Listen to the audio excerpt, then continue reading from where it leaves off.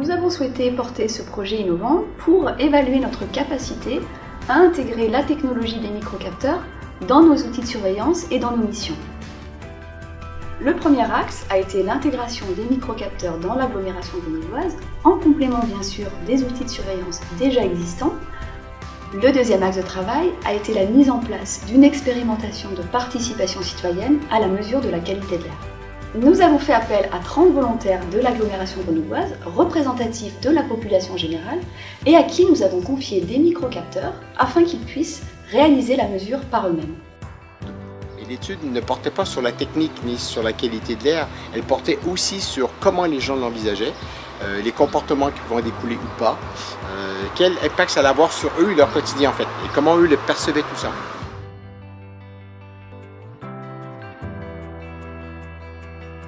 L'objectif de cette expérimentation était pour nous de répondre à un certain nombre de questions.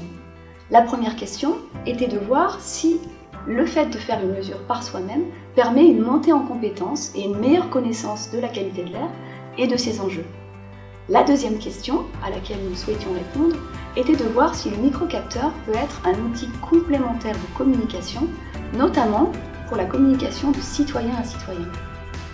Et enfin, le troisième point, qui était un des points les plus importants, était de voir si le fait d'évaluer en temps réel sa propre exposition permet un changement de comportement, notamment dans les pratiques quotidiennes. J'étais très surprise des données, en fait, notamment de l'importance du chauffage au bois.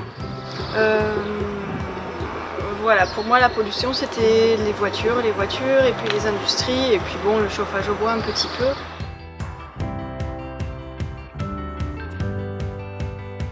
Le niveau de connaissance et de curiosité sur la pollution s'est amélioré, notamment sur la question du chauffage au bois. Il y en a 6, je me souviens du chiffre, qui ont réalisé, grâce à leurs propres mesures, que finalement le chauffage au bois était peut-être très important, alors qu'avant ils ne le savaient même pas du tout.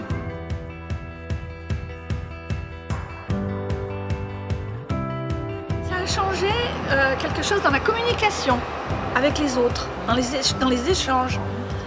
Ça les a plus fondés.